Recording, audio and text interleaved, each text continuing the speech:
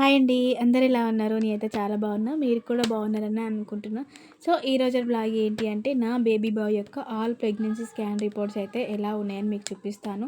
Already నేను ఒక్కొక్కటి సెపరేట్‌గా అయితే అప్లోడ్ చేశాను మన ఛానల్‌లో. ఇంకెవరైనా చూడని వాళ్ళు ఉంటే ఒకసారి మన ఛానల్‌కెళ్ళి చెక్‌ఔట్ చేయండి. సో, ఇప్పుడైతే ఒక్కొక్క స్కాన్ రిపోర్ట్‌లో బేబీ యొక్క హార్ట్ బీట్ అలాగే ప్రెజెంట్ డిఫరెన్స్ అయితే చూపిస్తాను. వీడియో అయితే స్కిప్ చేయకుండా ఎండ్ వరకు అయితే చూడండి. సో, ఫస్ట్ అయితే మనకు ఎర్లీ ప్రెగ్నెన్సీ స్కాన్ అయితే చేస్తారు కదా. సో ఇది వచ్చేసరికి నా బేబీ బాయ్ యొక్క ఎర్లీ ప్రెగ్నెన్సీ స్కాన్ రిపోర్ట్ అయితే నేను డీటెయిల్గా అయితే ఎక్స్ప్లెయిన్ చేయట్లేదు, ఎందుకంటే అన్నీ ఆల్రెడీ అప్లోడ్ చేశాను కాబట్టి బేబీ యొక్క హార్ట్ బీట్ ఇంకా ప్లజెంటా మాత్రమే చెప్తాను. సో ఎర్లీ ప్రెగ్నెన్సీ స్కాన్ చేసుకున్నప్పుడు అయితే నా బేబీ యొక్క heart beat 114 beats per minute అవుతుంది. సో దీంట్లో ప్లజెంటా అయితే లేదు. అండ్ ఫస్ట్ టైం నేను వెళ్ళినప్పుడు స్కాన్కి వెళ్ళినప్పుడు అయితే అబ్డామిన్ అయితే చేయలేదు, నాకు ట్రాన్స్ వజైనల్ అయితే చేశారు. సో ఎర్లీ ప్రెగ్నెన్సీ స్కాన్ చేయించుకున్నప్పుడు బేబీ యొక్క ఏజ్ వచ్చేసరికి 6 వీక్స్ 4 డేస్ ఉంది. సో అప్పుడు 6 వీక్స్కే బేబీ యొక్క హార్ట్ బీట్ అయితే మంచిగా ఫామ్ అయింది. ఇది ఎర్లీ ప్రెగ్నెన్సీ స్కాన్ రిపోర్టు. ఇవి దాని పిక్స్. నెక్స్ట్ ఇది వచ్చేసరికి ఎన్టీ స్కాన్ రిపోర్టు. మనకి ఇంకా సెకండ్ స్కాన్ చేసేసరికి ఎన్టీ స్కాన్ చేస్తారు. నార్మల్గా ఏంటి అంటే ప్రెగ్నెన్సీ ఉమెన్కి కన్సీవ్ అయినప్పటి నుంచి డెలివరీ అయ్యేదాకా ఒక 4 to 5 స్కాన్స్ అయితే చేస్తారు. అంటే ఎలాంటి కాంప్లికేషన్ లేని ఒక నార్మల్ ప్రెగ్నెంట్ ఉమెన్కి అయితే 4 to 5 స్కాన్స్ అయితే చేస్తారు. ఇంకేమైనా హెల్త్ ప్రాబ్లమ్స్ అట్లా ఉన్న వాళ్ళకైతే ఇంకెక్కువనే స్కాన్ చేస్తారు. సో ఇదైతే NT scan report. So NT స్కాన్లో వచ్చేసరికి నా బేబీ యొక్క ప్లజెంటా పొజిషన్ యాంటీయర్ గ్రేడ్ 0 ఉంది. సో హార్ట్ బీట్ వచ్చేసరికి 156 బీట్స్ పర్ మినిట్ అవుతుంది. సో ఎర్లీ ప్రెగ్నెన్సీ స్కాన్లో ఎంత ఉంది, హార్ట్ బీట్ వచ్చేసరికి 114 ఉంది. సో ఎన్టీలో వచ్చేసరికి 156 బీట్స్ పర్ మినిట్ అవుతుంది. సో చేంజ్ అవుతూ వచ్చింది. ప్లజెంట్ వచ్చేసరికి యాంటీయర్ ఉంది. నా ఎన్టీ స్కాన్ వచ్చేసరికి 13 వీక్స్ 4 డేస్లో అయితే చేశారు. సో బేబీ యొక్క ఏజ్ స్కాన్ చేయించినప్పుడు. ఇవి వచ్చేసరికి స్కాన్ చేసినప్పుడు బేబీ యొక్క పిక్స్.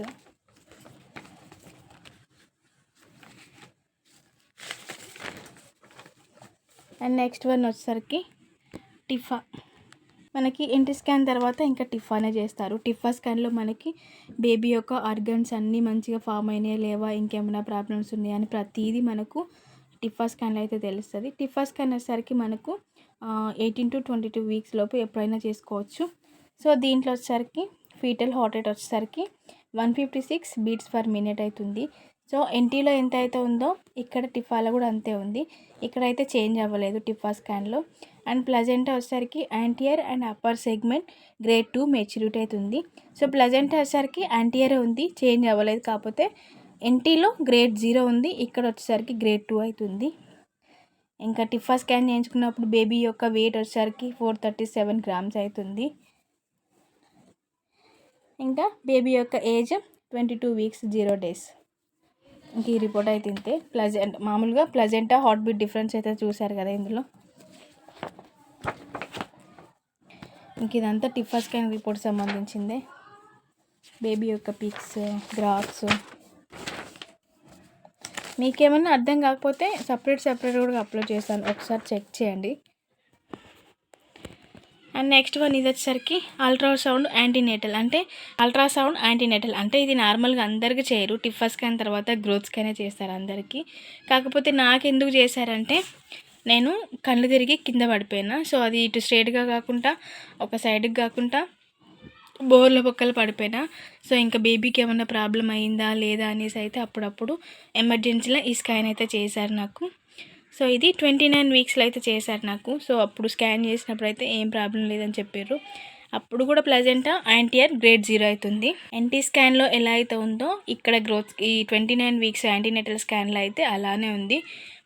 టిఫాలో వచ్చేసరికి యాంటీయర్ అప్పర్ సెగ్మెంట్ గ్రేడ్ 2 ఉంది, ఇక్కడ వచ్చేసరికి గ్రేడ్ 0 ఉంది. ఫీటల్ హార్ట్ రేట్ వచ్చేసరికి 163 బీట్స్ పర్ మినిట్ అవుతుంది. సో ఇక్కడ చేంజ్ అయింది హార్ట్ బీట్ చూడండి.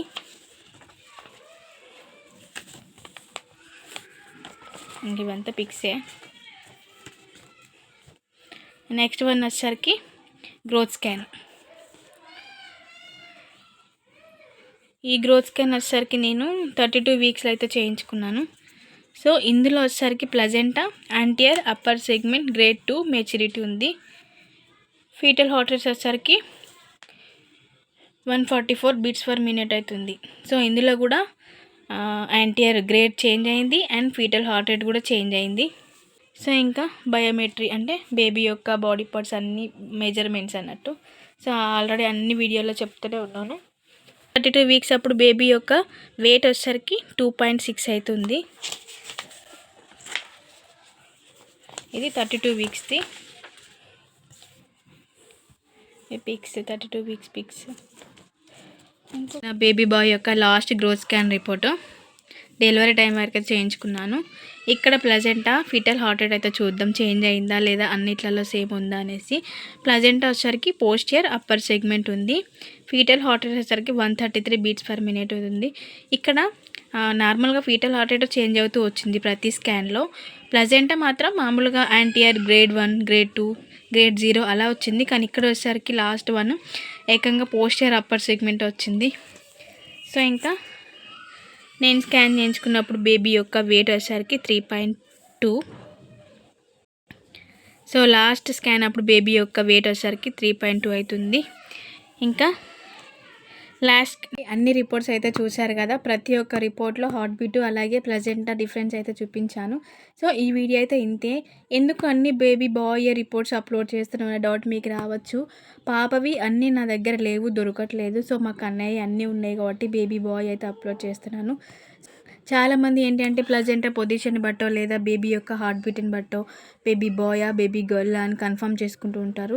సో అలా అస్సలు చేసుకోవద్దు. ఎందుకంటే నేను ఇప్పుడైతే ప్రతి దాంట్లో డిఫరెన్స్ చూపించాను. నేను యాంటీయర్ ఉన్న ప్లజెంటా పొజిషన్ కూడా లాస్ట్ డెలివరీ టైంకి వచ్చేసరికి పోస్టియర్ వచ్చింది నాకు బేబీ బాయ్కి. ఇంకా ఫీటల్ హార్ట్ రేట్ వచ్చేసరికి ప్రతి స్కాన్లో చేంజ్ అవుతూ వచ్చింది. ఎక్కడ మనకు సేమ్ అయితే లేదు, ఒక్క ఎర్లీ ప్రెగ్నెన్సీ స్కాన్లో అండ్ ఎన్టీ స్కాన్లో తప్ప. ఈ వీడియో అయితే అంతే. మీకు ఏమైనా డౌట్స్ అనిపించినా కూడా నాకు కామెంట్ సెక్షన్లో కామెంట్ చేయండి. అండ్ నా వీడియో కనుక మీకు నచ్చినట్టు అనిపిస్తే, మీకు ఏమైనా యూస్ఫుల్ అనిపిస్తే ఒక చిన్న లైక్ ఇవ్వడం మాత్రం మర్చిపోకండి.